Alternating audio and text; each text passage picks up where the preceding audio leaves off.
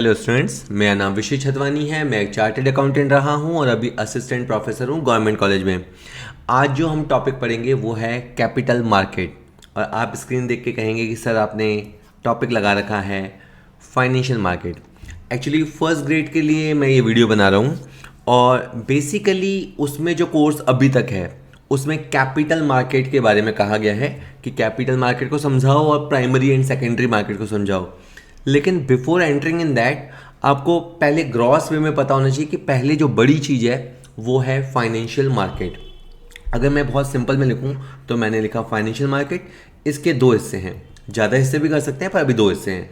एक है money market और एक है कैपिटल मार्केट। इससे मैं कहना चाहता हूँ कि आपका एक एमसीक्यू तैयार हो गया। वो क्वेश्चन पूछ सकता है मनी मार्केट फाइनेंशियल मार्केट का अंग है, ये कथन सही है या नहीं। फाइनेंशियल मार्केट कैपिटल मार्केट का अंग है, तो वो उस तरह से पूछता है आपसे। तो आपको बस ये पता होना चाहिए financial market is the bigger picture और इसके अंदर मनी मार्केट और कैपिटल मार्केट दोनों शामिल हैं। अब आप मुझसे समझना चाहेंगे कि फाइनेंशियल मार्केट है क्या। देखो, मोटे तौर पे बात कहूँ तो क्या है, एक है वो लोग जिनको पैसे की ज़रूरत है और एक वो लोग हैं जिनके पास पैसा सरप्लस पड़ा है। तो एक वो बंदा है जिसको पैसा बोरो करना है, लेना है, माध्यम कुछ भी हो सकता है, उस पर भी अपन चर्चा करेंगे। तो एक वो बंदा है जिसे उधार लेना है और एक वो है जिसके पास फालतू पैसा पड़ा है और वो फालतू पैसे को चलाना चाहता है और लैंड करना चाहता है, देना चाहता है। ठीक है, दो बातें हो गई। इनको मैं ए और बी कह देता हूँ। ए को पैसा चाहिए और बी उसको पैसा देगा। ठीक है, थोड़ी देर के लिए कह देते हैं ए को पैसा चाहिए, बी उसको पैसा देगा। लेकिन मौखिक तौर पे आज अगर ए मान लो 1 लाख रुपया है, जनरली बात समझना, ए अगर 1 लाख रुपया बी से ले ले तो बी के पास क्या प्रूव है कि उसने 1 लाख रुपए दिया? तो बदले में कुछ ना कुछ लिखत दिया जाएगा, कुछ ना कुछ इंस्ट्रूमेंट दिया जाएगा। तो अब यहाँ से एक वर्ड आया लिखत या इंस्ट्रूमेंट। वो instrument commercial bill, commercial paper, certificate of deposit, treasury bill, equity share, preference share, debentures, bonds, कुछ भी हो सकता है। बहुत सारी चीज़ें हैं, बहुत सारे फाइनेंशियल इंस्ट्रूमेंट हैं। बट मेन थिंग इज़ कि एक पैसा लेना चाहता है, दूसरा पैसा देना चाहता है। सबूत के तौर पे एक लिखत, एक इंस्ट्रूमेंट, एक टूल आपस में एक्सचेंज किया जाएगा। अब इनके बीच में जो चल रहा है, देखो पैसा बहुत गजब चीज़ होती है ना। एक ऐसी मेरे को बात ध्यान आती है जिसमें एक मेरे भैया कहते थे कि इंसान को खाना खाना होना तो उसको चबाने में फिर भी थोड़ा समय लगता है, लेकिन इंसान को किसी का पैसा खाना हो ना तो उसमें नीयत फिरने में 1 सेकंड लगता है। जैसे मैंने किसी से 1 लाख रुपए दिया, मेरी नीयत फिर गई तो मैं कह दूंगा नहीं दूंगा। कहने का मतलब ये है कि इंसान की नीयत कभी भी फिर सकती है। तो एक इंस्ट्रूमेंट हो जाने भर से ही काम नहीं चलेगा, इसको एक रेगुलेट करने वाले लोग भी चाहिए। तो इस चैप्टर में आप पढ़ेंगे दो बड़ी बॉडीज़ हैं, विनियामक संस्थाएं हैं। एक का नाम है आरबीआई और एक का नाम है आपका सेबी, एसबीआई नहीं। एक का नाम है आरबीआई और एक का नाम है सेबी। दोनों के अपने अपने एरिया बटे हुए हैं, दोनों अपने अपने एरियाज़ को रेगुलेट करेंगे। तो मोटे तौर पे मैंने बात कहाँ से शुरू करी कि पैसे का लेन देन जहाँ होता है वो है फाइनेंशियल मार्केट। फाइनेंशियल मार्केट को दो हिस्सों में तोड़ा जाता है, एक होता है आपका मनी मार्केट, एक होता है कैपिटल मार्केट। आप चाहें तो इस तरह से भी तोड़ सकते हैं फाइनेंशियल मार्केट को, money market, capital market, commodity market, derivative market, future market, foreign money exchange market. इस तरह से भी आप तोड़ सकते हैं और आप चाहें तो इसकी भी आप स्क्रीनशॉट ले लें, आराम से इसमें भी समझ सकते हैं। मनी मार्केट में ये सब है, कैपिटल मार्केट। तो अब अपन मोटा मोटा चैप्टर में एंटर होते हैं, फिर धीरे धीरे मैं आज आ जाऊँगा कैपिटल मार्केट में। बेसिकली ये चैप्टर 3 वीडियोज़ में जाएगा। आज अपन बेसिकली कैपिटल मार्केट के बारे में पता लग लेंगे और कैपिटल मार्केट में भी अपन प्राइमरी मार्केट समझ लेंगे आज। ठीक है, अगले वीडियो में अपन सेकेंडरी मार्केट समझेंगे और उसके अगले वीडियो में अपन सेबी समझेंगे। तो ये मोटी मोटी अपनी आउटलाइन हो गई। ठीक है, तो चलो अपन शुरू करते हैं। तो अब ये जब अपने फाइनेंशियल मार्केट को मैंने ज़्यादा नहीं पढ़ा, थ्योरी वो पीडीएफ में आपको प्रोवाइड करा दूंगा। मैंने कहा बार बार दोहराता हूँ, आपको लगेगा सर आप बहुत दोहरा रहे हो आज। मैं चाह रहा हूँ कि एक बार आपका रिदम सेट हो जाए कि सबसे बड़ी चीज़ है फाइनेंशियल मार्केट। क्योंकि हो सकता है कि आपके सिलेबस में फाइनेंशियल मार्केट वर्ड डाल दिया जाए अगर चेंज हो जाए तो, या हो सकता है कि मेरे से कोई स्टूडेंट है जो पीजीटी या किसी और सब्जेक्ट के लिए, किसी और एग्जाम के लिए पढ़ाई कर रहा है, तो उसके सिलेबस में फाइनेंशियल मार्केट वर्ड हो तो उसे ज़्यादा पढ़ के जाना पड़ेगा।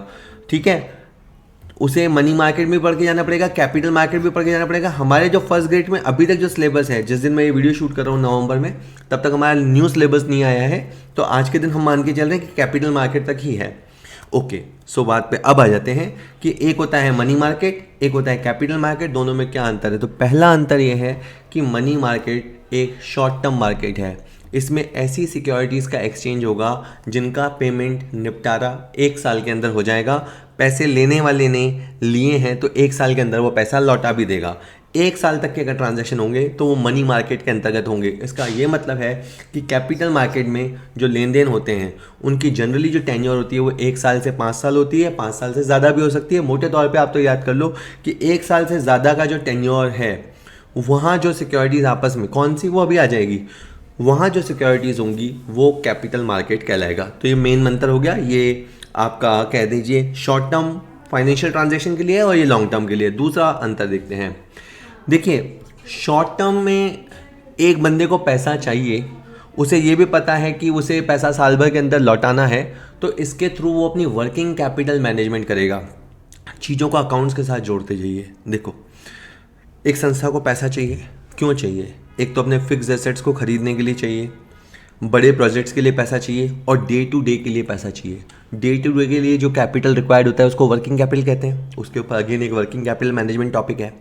डे टू डे के रिक्वायरमेंट के लिए पैसा अरेंज करने के लिए वो जिस मार्केट में जाएगा that will be money market.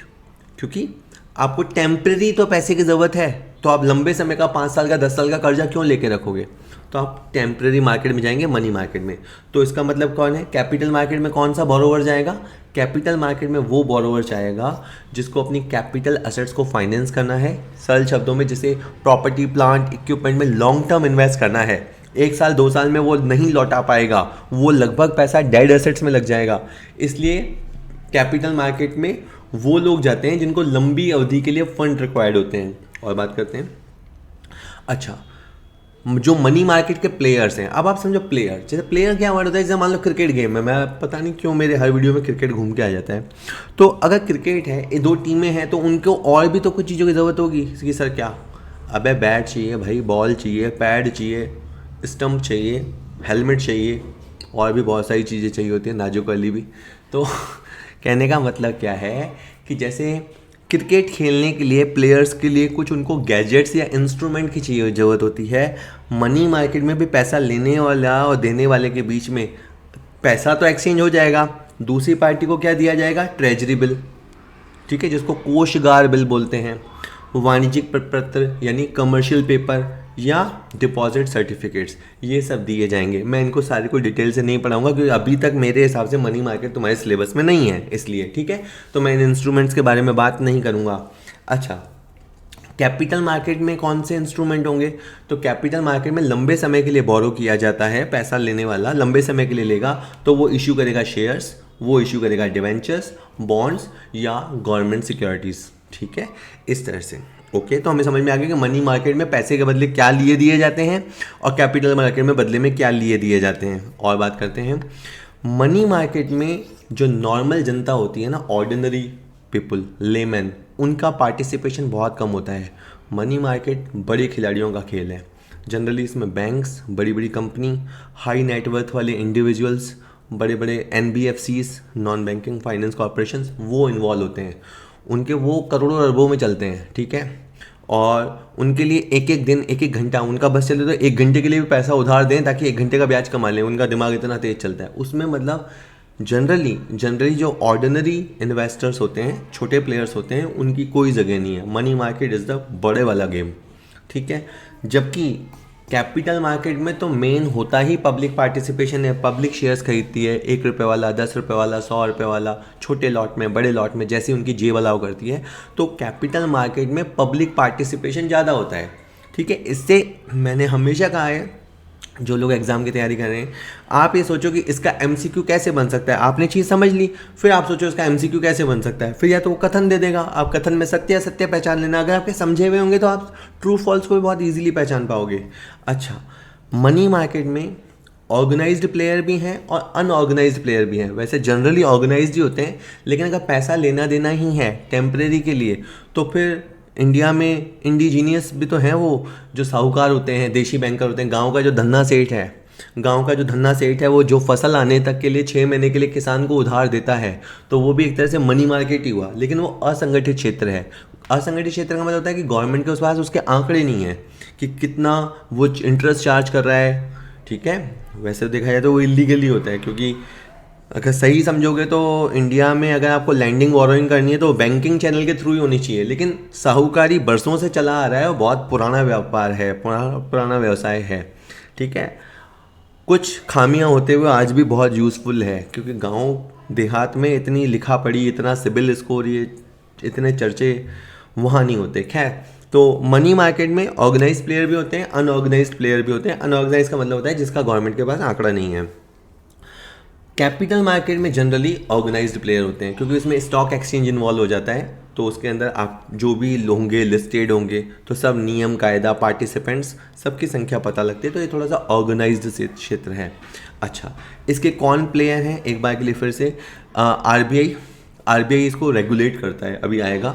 Commercial bank, non banking financial companies, ये जो लोग हैं ये लोग हैं मुद्रा बाजार के प्रतिभागी, यानी मनी मार्केट में पार्टिसिपेट कौन करता है आरबीआई, क्योंकि वो तो सबको रेगुलेट करता है, इसलिए बैंक्स और एनबीएफसीज ये बड़े बड़े प्लेयर्स के अंदर शामिल हैं। इसके अंदर कौन है, कैपिटल मार्केट में क्या होता है, शेयर इशू होते हैं, तो शेयर इशू होते हैं तो दलाल चाहिए, ब्रोकर चाहिए, ठीक है। आजकल म्यूचुअल फंड का कॉन्सेप्ट चल पड़ा है। म्यूचुअल फंड में क्या होता है, जैसे मान लो मैं हूँ, अब मान लो एक शेयर है 3,000 का और मेरे पास है ही 2,000 रुपये, तो मैं एक शेयर तक नहीं खरीद सकता, ठीक है। लेकिन मेरे जैसे अगर मान लीजिए 30 लोग मिल गए तो 2,000 इंटू 30, 60,000 रुपये हमने म्यूचुअल फंड में लगा दिए, तब हम 3,000 रुपये वाले 20 शेयर्स खरीद सकते हैं। तो कोई कंपनी का शेयर जो 3,000 रुपये का भाव पे चल रहा है, हम लोगों ने मिलकर, जो मैं अकेला नहीं खरीद पा रहा था, हमने एक म्यूचुअली फंड इकट्ठा किया, एक बंदा है जिस पे हमारा विश्वास है, हमने उसको पैसा दे दिया, वो हमारा मनी हैंडल करेगा, उसने वो शेयर्स में पैसा लगा दिया, ठीक है। उन शेयर्स पे जो भी कमाई होगी वो हम 30 लोगों में डिस्ट्रीब्यूट हो जाएगी, ठीक है। तो म्यूचुअल फंड इस तरह से काम करता है। तो म्यूचुअल फंड का पैसा भी वो जो फंड मैनेजर होता है वो शेयर्स में, जिसमें भी वो समझता है ठीक, क्योंकि शेयर्स में, डिवेंचर में, जिन भी सिक्योरिटीज़ में वो ठीक समझता है, वहाँ वो इन्वेस्ट करता है। फाइनेंशियल इंस्टीट्यूशन, अंडरराइटर्स और निवेशक, ये सब कैपिटल मार्केट में पार्टिसिपेट करते हैं। अगेन एमसीक्यू सोच लीजिएगा कैसे बनेगा कि पूंजी बाजार में पार्टिसिपेंट्स कौन होते हैं। ब्रोकर को ऑब्वियसली बात, मतलब सबसे पहले तो इन्वेस्टर होना चाहिए जो इन्वेस्ट करेगा, ब्रोकर होगा, इनको कंट्रोल करने के लिए सेबी होगा, तो सेबी भी जोड़ दीजिए, ठीक है। अच्छा, सबसे इम्पॉर्टेंट अगर एक आसान सा कोई किसी को एमसीक्यू बनाना हो तो ये है कि मनी मार्केट को कंट्रोल और रेगुलेट करता है आरबीआई, और आपका जो कैपिटल मार्केट है उसको कंट्रोल और रेगुलेट करता है SEBI, securities and exchange board of India. कि सर अभी तक हमने क्या पढ़ा, अभी तक मैंने आपको बताया कि फाइनेंशियल मार्केट एक बड़ा कॉन्सेप्ट है, मनी मार्केट और कैपिटल मार्केट उसके दो बच्चे हैं। मनी मार्केट शॉर्ट टर्म में डील करता है, कैपिटल मार्केट लॉन्ग टर्म में डील करता है। हेलो स्टूडेंट्स, अगर आप कॉमर्स के स्कूल लेक्चरर की तैयारी कर रहे हैं तो हम आपके लिए कंप्लीट कोर्स लेके आए हैं। ये कोर्स हमारे ऐप पे अवेलेबल है, आपको प्ले स्टोर से उसे डाउनलोड करना होगा। उस कोर्स में आपको कंप्लीट कंटेंट मिलेगा जिसकी आपको ज़रूरत है। अगर आप एक ही बार में अगर अपना स्कूल लेक्चरर एग्ज़ाम क्रैक करना चाहते हैं तो आपको ज़रूर ये कोर्स लेना चाहिए। इस कोर्स में आपको क्या मिलेगा, आपको सारे चैप्टर्स के वीडियोज़ मिलेंगे। अगर इस कोर्स में ऑलमोस्ट 60 चैप्टर्स हैं तो हर चैप्टर पे हमने 5-5, 6-6 वीडियोज़ बना रखे हैं जो आपको मिलेंगे, ताकि उस चैप्टर को आपको पूरा समझ में आ सके कि उस चैप्टर में है क्या। प्रैक्टिकल क्वेश्चंस वाइट बोर्ड पे कराए गए हैं, इसके अलावा थ्योरी लेक्चर्स के वीडियोस भी दिए गए हैं। चैप्टर होने के बाद प्रैक्टिस के लिए हर चैप्टर के 100 से ज़्यादा एमसीक्यू कराए गए हैं, कहीं कहीं तो 200 या 300 एमसीक्यू भी हैं। मिनिमम हर चैप्टर के 100 एमसीक्यू दिए गए हैं। इसके अलावा सारा कोर्स हो जाने के बाद प्रैक्टिस के लिए या एग्ज़ाम के लिए तैयार करने के लिए 50 सैम्पल पेपर्स दिए गए हैं। एक सैम्पल पेपर में 150 एमसीक्यू हैं, टोटल 7500 एमसीक्यूज आर देयर। इसके अलावा हर चैप्टर के नोट्स हमने दिए हैं। ये नोट्स और सारे एमसीक्यू हिंदी में भी हैं, इंग्लिश में भी हैं, तो अगर आप किसी भी लैंग्वेज से हैं कोई बैरियर नहीं है, आप आराम से इसकी तैयारी कर सकते हैं। कोर्स लेने के बाद बाय द वे, ऐसा होगा नहीं पर बाय द वे अगर आप संतुष्ट नहीं हैं तो 5 दिन के अंदर आप मनी बैक गारंटी ले सकते हैं। कोई क्वेश्चन नहीं पूछा जाएगा, आपकी फीस पूरी की पूरी रिफंड कर दी जाएगी। जस्ट आपको 5 दिन कोर्स को लेके देखना है, अगर आपको अच्छा नहीं लगता है तो पूरी फीस आपकी वापस कर दी जाएगी। इसके अलावा ये सारा कंटेंट रिकॉर्डेड फॉर्म में है। फिर भी अगर आपको किसी क्वेश्चन में डाउट आता है अगर आपको कोई क्वेश्चन समझ में नहीं आता या आप कुछ पूछना चाहते हैं तो आप लगातार व्हाट्सएप ग्रुप में हमसे संपर्क कर सकते हैं। आप जो डाउट भेजेंगे शाम तक होते होते उसका फुल सॉल्यूशन आपको प्रोवाइड करा दिया जाएगा। है अब मेरा टॉपिक अब स्टार्ट हो रहा है। अगर मान लो मैंने 7-8 मिनट की क्लास ले ली तो वो मैंने ऐसे बाहर का ही बता दिया आपको पिक्चर, ठीक है। Baahubali 2, Baahubali first, okay. भारतीय पूंजी बाजार व्यवस्था, Indian capital market system, okay. Government securities issue की जा सकती है, इंडस्ट्रियल सिक्योरिटीज़ यानी कोई कंपनी जो होती है वो इंडस्ट्रियल सिक्योरिटीज़ इशू कर सकती है, विकास वित्तीय संस्थान, development banking institutions and financial intermediaries जो वित्तीय मध्यस्थ होते हैं। तो मोटे तौर पे आपने ये भारतीय पूंजी बाजार की व्यवस्था देखी। इसमें भी अपना ये वाला कंसर्न है, अपने को ये वाला सीन पढ़ना है कि नए अंशों का बाजार कॉल्ड प्राइमरी मार्केट, जो अंश एक बार इशू हो चुके उनका पुनः विक्रय, उनका पुनर्विक्रय वो हो जाएगा आपका द्वितीयक बाजार, सेकेंडरी मार्केट, ठीक है। तो अब अपन कैपिटल मार्केट की तरफ चल रहे हैं, ठीक है। अब आप समझिए पूंजी बाजार, ये अपन ने अभी तक कैपिटल मार्केट को पढ़ना शुरू किया। कैपिटल मार्केट को आप 2 हिस्सों में बांटेंगे, एक है प्राइमरी मार्केट, एक है सेकेंडरी मार्केट। और ये टॉपिक का बहुत आसान हिस्सा है। जिस बाजार में नए शेयर्स को लाया जाता है, फर्स्ट टाइम इशू किया जाता है, जनता सीधा कंपनी से शेयर्स खरीदती है। किस यानी ये लेन देन किसके बीच में हो रहा है? कंपनी के बीच में और निवेशक के बीच में। एक समझ लो, एक कंपनी है टाटा कंपनी।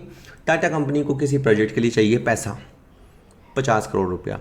50 करोड़ रुपया उसने कहा मैं जनता से उठाऊंगा, तो जनता से उठाने के लिए वो IPO लाए, इनिशियल पब्लिक ऑफरिंग लाए। अगर पहली पहली बार उन्होंने जनता से पैसा मांगा, खुद के शेयर्स जैसे ही IPO लाया जाएगा तो उनके शेयर्स की लिस्टिंग हो जाएगी, स्टॉक एक्सचेंज पे वो कंपनी उनकी सूचीबद्ध हो जाएगी। तो जब कंपनी डायरेक्ट जनता से पैसा उठाती है तो जिस मार्केट में वो दोनों खेलेंगे वो कहलाएगा प्राइमरी मार्केट। और एक बार मान लीजिए टाटा कंपनी है, टाटा कंपनी ने अपने शेयर्स 2 लाख लोगों को दे दिए। उन 2 लाखों में लोगों में एक का नाम राम और एक का नाम श्याम है, ठीक है। अब राम ने अपने शेयर्स मान लीजिए श्याम को बेचे, या घनश्याम जिसने IPO में शेयर्स खरीदे भी नहीं थे, अगर राम ने अपने वो अंश घनश्याम को बेचे तो वो कहलाएगा आपका सेकेंडरी मार्केट। तो एक बार जो चीज़ निकल चुकी, इश्यू हो चुकी, उसे दोबारा जो परचेज सेल्स होगा तो वो जो ट्रांजैक्शन होगा वो सेकेंडरी मार्केट में होगा, ठीक है। तो इससे क्या मतलब, अब मोटे तौर पे तुम्हें पिक्चर समझ में आ गई। अब अपन प्राइमरी मार्केट और सेकेंडरी मार्केट। अच्छा, एक और बात, जो 2018 वाले एग्जाम में क्वेश्चन आया था, उसने पूछा था प्राथमिक बाजार व द्वितीयक बाजार हैं, दोनों एक दूसरे के विरोधी हैं, विरोधाभासी हैं, दोस्त हैं, दुश्मन हैं, क्या हैं? तो पूरक हैं, एक दूसरे को कॉम्प्लीमेंट करते हैं। भाई सेकेंडरी मार्केट में कोई चीज़ कब होगी? जब प्राइमरी मार्केट में कोई चीज़ पहली बार इश्यू हुई होगी तभी तो उसका लेन देन होगा। सोचो सेकेंडरी मार्केट में धंधा कैसे होगा? अगर प्राइमरी मार्केट में कभी कोई चीज़ इशू ही नहीं हुई हो तो सेकेंडरी मार्केट में के लिए वो अवेलेबल ही नहीं होगी, ठीक है। अब तो ये हो गया कि भाई हाँ प्राइमरी मार्केट होना ज़रूरी है, सेकेंडरी मार्केट भी होना ज़रूरी है। क्यों होना ज़रूरी है? मैं सिंपल बताता हूँ। सोचो टाटा कंपनी ने इशू किया, राम ने मान लीजिए 2000 अंश खरीदे और 15 रुपये के भाव पे अंश खरीदे और उसने 30,000 रुपये के अंश खरीद लिए, ठीक है। अब टाटा कंपनी इसका पैसा लौटाएगी? नहीं है। हाँ, टाटा कंपनी अपने जीते जी इसका पैसा नहीं लौटाएगी। टाटा कंपनी इसका पैसा तब लौटाएगी जब ये कंपनी लिक्विडेशन में चली जाएगी। और टाटा जैसा ग्रुप लिक्विडेशन में मुझे नहीं लगता अगले 200 साल में जाएगा। कहने का मतलब क्या कह रहे हैं सर? जैसे मान लो 2024 में इस व्यक्ति ने, राम ने 30,000 रुपये के शेयर्स खरीदे। अब मान लो इसके ऊपर कोई दिक्कत आ गई, इसको पैसा फ्री करना है, तो ये टाटा कंपनी के दरवाजे में जाएगा, नॉक करेगा और कहेगा सर मेरे 2,000 शेयर वापस ले लो, मेरे पैसे जो बनते हैं 30, 32, 34,000, 28,000 वापस कर दो। कंपनी वापस करेगी? नहीं करेगी। अगर कंपनी ने बायबैक ऑफर नहीं ला रखा है तो टाटा कंपनी अभी उसके पैसे वापस नहीं करेगी। ये पैसे कब वापस होंगे? जब टाटा कंपनी का समापन हो रहा होगा, उस समय सब लाइन में लगेंगे, उस समय तू भी लाइन में लग जाना। तो फिर ये है कि भैया ऐसा कर, अब ये तू सेकेंडरी मार्केट में बेच दे। और जिसको मैं इतनी देर से सेकेंडरी मार्केट बोल रहा हूँ उसको समझो स्टॉक मार्केट। तेरे पास तरीका ये है कि तू इन शेयर्स को क्या सेकेंडरी मार्केट में बेच दे कि सर वहाँ पे क्या भाव में बेचूं। अरे भाई जो बाजार में भाव चल रहा होगा कि सर भाव कैसे चलेगा? अबे भाव ऐसे चलेगा, टाटा कंपनी जैसे परफॉर्म कर रही होगी। अगर टाटा कंपनी अच्छा परफॉर्म कर रही होगी, अच्छे सौदे कर रही होगी, अच्छा प्रॉफिट कमा रही होगी, तो उस कंपनी का शेयर का भाव ऊंचा उठेगा, फिर तू ऊंचे भाव पे बेच दियो। टाटा कंपनी पुअर परफॉर्म कर रही होगी तो तेरा शेयर को तेरे को सस्ते में बेचना पड़ेगा। बेचना है या नहीं बेचना है वो तुझे देख ले। इसीलिए लोगों को लगता है स्टॉक मार्केट जुआ है, मैंने तो 15 रुपये में खरीदा, अब तो 12 का भाव आ गया, मैं क्या करूँ। तेरी मर्जी है, वेट कर ले, भाव बढ़ जाता है तो वेट कर ले। तेरे को लगता है कि 12 का 10 हो गया तो वो भी हो सकता है, 12 बेच के निकल ले। इसलिए स्टॉक मार्केट में कई लोग जैसे यूं ही कूद जाते हैं बिना समझे सोचे, तो ऐसे नहीं करना चाहिए। आपको थोड़ा बहुत फंडामेंटल समझ के फिर कूदना चाहिए। ठीक है, आपकी इच्छा है, आपका पैसा है, और यूं ही बस एक तजुर्बा लेने की इच्छा हो तो आपका 10, 20, 50 या लाख रुपए फालतू हो तो उस फालतू वाले पैसे से खेला करो। अगर वो पैसा यूं सोच के खेला करो कि अगर वो चला भी जाए तो आपको गम ना हो, ऐसा फालतू वाला पैसा हो तो एंट्री लेनी चाहिए, या तो फिर है कि नॉलेज लेके एंट्री लो। ठीक है, क्योंकि आप सोचते हो कि मैं कमा लूँगा, तो भाई दुनिया में इतने धुरंधर बैठे हैं, तेरे से पहले इतने बैठे हैं, तू तो अभी अभी उगा है, नए नए हैं, पुराने कितने चावल बैठे हैं। खैर, आउट ऑफ द टॉपिक बात हो गई, सॉरी। सो अपन वापस बैक टू द मुद्दे पे आते हैं। इसलिए मैं क्या कह रहा हूँ कि सेकेंडरी मार्केट होना ज़रूरी है। सेकेंडरी मार्केट होता तो राम को टेंशन नहीं है ना, राम को क्या लगेगा, कोई बात नहीं, मैं टाटा कंपनी के समापन का इंतज़ार नहीं कर सकता, मैं मेरा बाज़ार में ही शेयर बेच दूंगा तो मेरे को मेरा पैसा मिल जाएगा, कम या ज़्यादा मुझे मिल जाएगा। तो सेकेंडरी मार्केट होने से लिक्विडिटी आ गई ना, लिक्विडिटी आ गई तो लोग प्राइमरी मार्केट में इन्वेस्ट करते हुए डरेंगे नहीं। अगर उनको पैसा पता लगे कि प्राइमरी मार्केट में आईपीओ में चीज़ खरीदी और फिर वो तो 200 साल के लिए ब्लॉक हो गई तो क्या मतलब है। इसलिए मैं समझाना चाह रहा था, प्राथमिक बाजार और द्वितीयक बाजार दोनों एक दूसरे के पूरक हैं। Primary market and secondary market are competent, मतलब कॉम्प्लीमेंट, कॉम्पिटेंट नहीं सक्षम तो खैर दोनों हैं, कॉम्प्लीमेंट ईच अदर, वो दोनों एक दूसरे के पूरक हैं। ठीक है, अब प्राइमरी मार्केट और सेकेंडरी मार्केट में अंतर क्या होता है, हम इसको बात को समझते हैं। ठीक है, तो जहाँ पहली बार कोई सिक्योरिटी, या सिक्योरिटी एक बड़ा वर्ड है, याद रखिएगा, share, debenture, bond, Chunnu Munnu की मम्मी, सबको मिक्स कर दो तो वर्ड बनता है सिक्योरिटीज़। तो ऑलवेज अगर सिक्योरिटी वर्ड बोल दिया फिर कुछ बोलने की ज़रूरत ही नहीं है। यहाँ पहली बार सिक्योरिटीज़ या शेयर्स की बिक्री की जाती है और उसे अपन आईपीओ कह देंगे। यहाँ पे जो सिक्योरिटी पहले एक बार इश्यू हो चुकी है उस मौजूदा प्रतिभूति को खरीदा बेचा जाता है। ऑब्वियस बात है, खरीदा बेचा जाता है, एक खरीदेगा तो दूसरा बेचेगा तभी तो खरीदेगा। ठीक है, अब यहाँ पे प्राइमरी मार्केट में रिलेशन किसके बीच में इस्टेब्लिश होता है, कंपनी के बीच में और इन्वेस्टर्स के बीच में। ठीक है, सर इन्वेस्टर्स शेयर खरीदते क्यों हैं, अरे भाई अगर आपके पास फालतू पैसा पड़ा हो, सपोज करो लाख रुपए कमा रहे हो, तुम्हारे घर का खर्चा 40,000 है, 8,500 क्या करोगे, सर मैं अकाउंट में रख दूंगा। अकाउंट में रखेगा तो क्या होगा, बढ़ेगा क्या, ऑटोमेटिक नहीं बढ़ेगा। तो क्या कर, इन्वेस्ट कर। कहाँ करूँ, प्रॉपर्टी में कर, गोल्ड में कर, जहाँ समझ में आए। तो कुछ लोगों को समझ में आता है स्टॉक मार्केट में इन्वेस्ट कर देते हैं, स्टॉक मार्केट में कर दे, तेरी मर्जी है। तो प्राइमरी मार्केट में किसके बीच रिलेशन स्टैब्लिश होगा, कंपनी और इन्वेस्टर के बीच में। और सेकेंडरी मार्केट में क्या होगा, सेकेंडरी में क्या बताया था, राम और घनश्याम के बीच में होगा, राम और श्याम के बीच में होगा, हीर रांझा के बीच होगा। मतलब यहाँ पे जिस बंदे ने शेयर्स, जिसके पास है कोई सिक्योरिटी है और वो अब किसी और को बेचना चाहता है, सामने वाला ऑब्वियस सी बात है खरीदना चाहता है, तो यहाँ पे दो निवेशकों के मध्य लेन देन होगा। ठीक है, और देखें प्राइस कौन डिसाइड करेगा, तो प्राइस कंपनी डिसाइड करती है। जैसे मान लीजिए कंपनी ने प्राइस रख दिया 40 से 48 रुपये।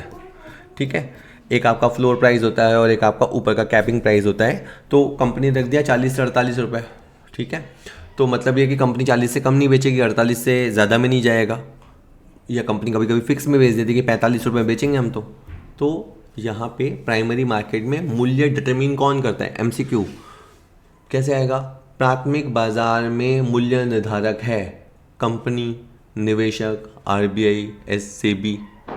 कंपनी डिसाइड करती है कि उनको कितने में शेयर बेचना है, पर वो भी हवा में शेयर नहीं करती, उनको भी पता होता है कि हमारे शेयर में कितने का पोटेंशियल है, ज़्यादा महंगा रख दिया जो जनता खरीदेगी नहीं, तो सोच समझ के रखते हैं।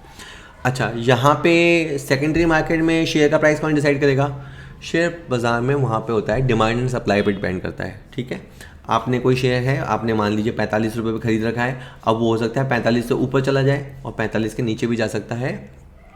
ठीक है, ये हमेशा डिमांड एंड सप्लाई की, कोई सी भी चीज़ का जो भाव तय होता है ना खुले बाजार में, वो मांग और पूर्ति की शक्ति से होता है। अगर आपके इस अंश की, इस कंपनी के अंशों की मांग ज़्यादा है, सप्लाई लिमिटेड है, सप्लाई लिमिटेड मतलब बहुत कम लोग ही उसको बेचने के उत्सुक हैं, तो आप महंगे भी बेचो। ठीक है, और अगर कोई ख़रीदार नहीं है और यहाँ से बेचना बहुत चाह रहे हैं तो सस्ते में बिकेगा। ठीक है, अच्छा ये जो प्राइमरी मार्केट है उससे कंपनी जो पैसा जुटाती है वो किसके लिए होता है, शॉर्ट टर्म के लिए, लॉन्ग टर्म के लिए, लॉन्ग टर्म के लिए। क्योंकि हम तो पढ़ ही कैपिटल मार्केट रहे हैं। तो कैपिटल मार्केट से जो बोरोवर होता है, मतलब जो पैसा ले रहा है, भले बदले में सामने वाले को आप शेयर्स दो, बॉन्ड्स दो, डिवेंचर्स दो, कोई एक तरह से तो आप बोरो ही कर रहे हो, तो आप बोरो करते हो लंबे समय के लिए।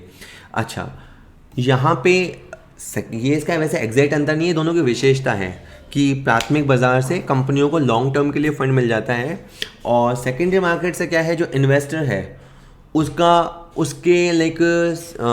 उसकी प्रतिभूति में तरलता आ जाती है, उसकी सिक्योरिटीज़ में लिक्विडिटी आ जाती है। लिक्विडिटी आने का मतलब होता है कि उसको जब चाहे कैश में कन्वर्ट कर सकता है ना। तो सेकेंडरी मार्केट एक तरह से सब्जी मंडी होने से क्या होता है, आप जब चाहो सब्जी खरीद सकते हो, बेच सकते हो, अगर सब्जी मंडी है तो अगर एक स्टॉक मार्केट है तो आप जब चाहो शेयर्स को खरीद सकते हो, बेच सकते हो। पैसा फालतू आ रखा है तो उस पैसे को टिकाने लगा सकते हो, पैसे की ज़रूरत है तो अपना शेयर बेच दो, पैसे आ जाएंगे। तो ये मार्केट को एक्चुअली एक लिक्विडिटी प्रदान करता है। ओके, आज के टॉपिक में तीसरी और चीज़ है कि अगर प्राथमिक बाज़ार की बात करें, प्राथमिक बाज़ार में कौन है, प्राथमिक बाज़ार में एक कंपनी है और यहाँ कुछ लोग हैं, ठीक है। ये लोगों से लोगों के बीच बात नहीं चल रही, कंपनी से लेके इन्वेस्टर्स के बीच में बात चल रही है, ठीक है। तो क्या क्या चीज़ें हो सकती है, कैसे ले सकते हैं, तो एक होता है पैसे लेने का तरीका आईपीओ। ये सब अभी अपन दो लाइन का ही है, पढ़ लेंगे। तो पैसे इनसे लेने का एक तरीका होता है आईपीओ लाना, दूसरा होता है एफपीओ लाना, तीसरा तरीका होता है प्रेफरेंशियल इशू करना, तरजीह देना, प्रेफरेंस देना, या हो सकता है राइट इशू करना, और या हो सकता है प्राइवेट प्लेसमेंट। तो मैं आपको वन बाय वन सारा बताता हूँ, ये लिखा हुआ भी है, ठीक है। तो आप स्क्रीन से कंफर्टेबल हो या वैसे। देखो आईपीओ में क्या होगा, आईपीओ में कोई कंपनी जनता को शेयर्स ऑफर करेगी। जैसे मान लो मेरे को मान लो बहुत बड़ा एड टेक कंपनी बनानी है, और ज़्यादा नहीं, मुझे मान लीजिए 100 लाख रुपए की ज़रूरत है। अब 100 लाख रुपए मैं कहाँ से लाऊंगा, ना मेरे पास है, ना रिश्तेदारों के पास है, ना दोस्तों के पास है। तो 100 लाख रुपए के लिए मैंने सोचा मैं जनता को अंश निर्गमित करूँगा। तो मैंने कंपनी बनाई और 100 लाख रुपए लाने के लिए मैंने 10 लाख शेयर इशू किए, और मान लेते हैं फेस वैल्यू 10 रुपये है, और मैंने उसको एट पार, है ना, ये अपने अकाउंट्स में पड़ा है, अपन ने उसको एट पार में इशू कर दिया। भाई 10 रुपये में शेयर है। अब जो लोग मुझे जानते होंगे, जो लोग मुझे यानी मेरी कंपनी को जानते होंगे, उनको मेरे प्रोडक्ट्स पे भरोसा होगा कि सर बाद में कमाएंगे, हमको भी कमा के देंगे, तो वो मेरे शेयर्स को ख़रीद लेंगे। तो मेरे को क्या करना पड़ेगा, मुझे अपने शेयर्स कंपनी की लिस्टिंग करवानी पड़ेगी, ठीक है। गोइंग पब्लिक, जब आप पब्लिक प्लेटफॉर्म से, पब्लिक से पैसा लाना चाहते हो, पहली बार आप पब्लिक की तरफ गए हो, तो इनिशियल पब्लिक के पास गए हो, पब्लिक ऑफ़र, आप उनको ऑफ़र करेंगे। आप कहेंगे कि भाई मेरे पास 1 लाख शेयर है, मेरा ये बैकग्राउंड है, मेरे ये प्लान्स हैं, मैं 10 रुपये पे अंश देना चाहता हूँ, आप में से जो इंटरेस्टेड हो वो ले लीजिए।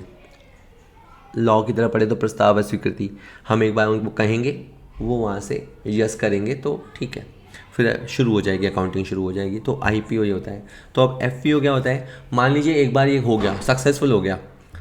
आईपीओ हर बार सक्सेसफुल हो ऐसा ज़रूरी नहीं होता है, फ्लॉप भी हो जाता है, अधिकतर फ्लॉप होते हैं। इसमें फिर अंडरराइटर आपकी मदद करता है, ब्रोकर आपकी मदद करते हैं। मान लो मेरा इशू है वो सक्सेसफुल हो गया, ये बात है 2024 की। अब 2030 में मैं और अपने आप को ग्रो करना चाहता हूँ, एक्सपेंड करना चाहता हूँ, मुझे फिर से मान लीजिए ज़्यादा नहीं, आपके पास 50 लाख की ज़रूरत है, तो मैं 50 लाख रुपए वापस अगर जनता से लेना चाहता हूँ, शेयर्स को इशू करूँगा, तो उसे एफपीओ कहेंगे, फॉलो ऑन पब्लिक ऑफर, यानी उसके बाद वापस लाएंगे, ठीक है। वेल, तरजीही प्रेफरेंशियली इशू थोड़ा सा मुश्किल रहेगा। इसमें आप सेलेक्टेड ग्रुप ऑफ पर्सनस को शेयर देते हो।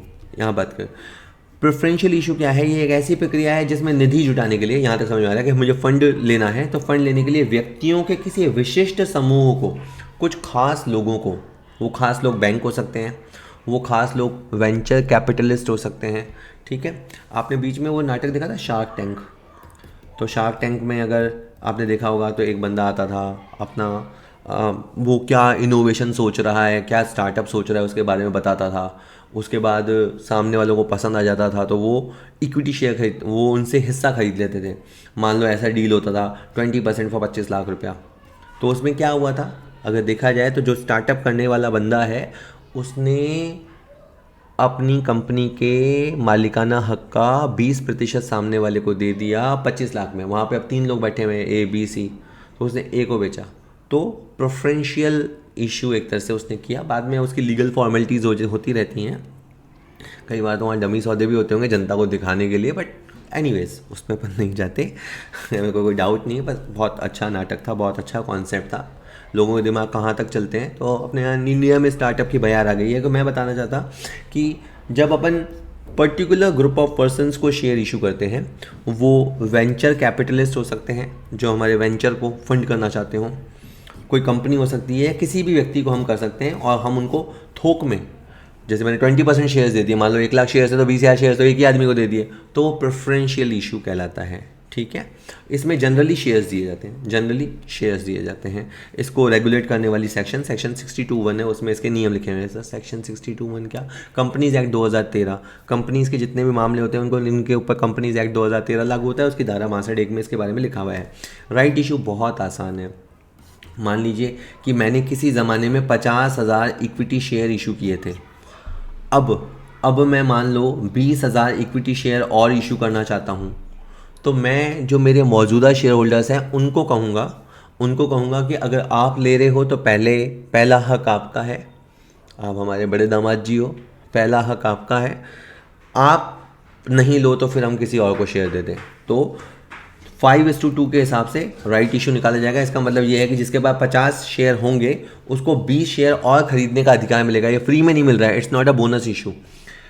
देखो, कंपनी को तो 20,000 शेयर बेचने ही है, कंपनी खुले बाजार में भी जा सकती थी, पर एक थोड़े लिहाज के मारे, शर्म के मारे हमने कहा जो पहले ओल्ड इन्वेस्टर्स हैं, हमने उनको पूछा कि 5:2 के हिसाब से हमारा राइट ऑफर आ रहा है, अगर आप लोग लेना चाहो तो आप ले लो, अगर आप नहीं लोगे तो फिर हम खुले बाजार में बेचेंगे। तो राइट इशू करके सर हम क्या पढ़ रहे हैं? हमारा टॉपिक स्टार्ट हुआ फाइनेंशियल मार्केट, फाइनेंशियल मार्केट के अंदर था मनी मार्केट, कैपिटल मार्केट के अंदर फिर 2 है प्राइमरी मार्केट, सेकेंडरी मार्केट। हम पढ़ रहे हैं प्राइमरी मार्केट, और प्राइमरी मार्केट में कोई कंपनी कैसे शेयर इशू करती है, कैसे जनता से पैसे लेती है, उसका तरीका IPO, FPO, प्रेफरेंशियल अलॉटमेंट। और अब हम सीख रहे हैं राइट इशू।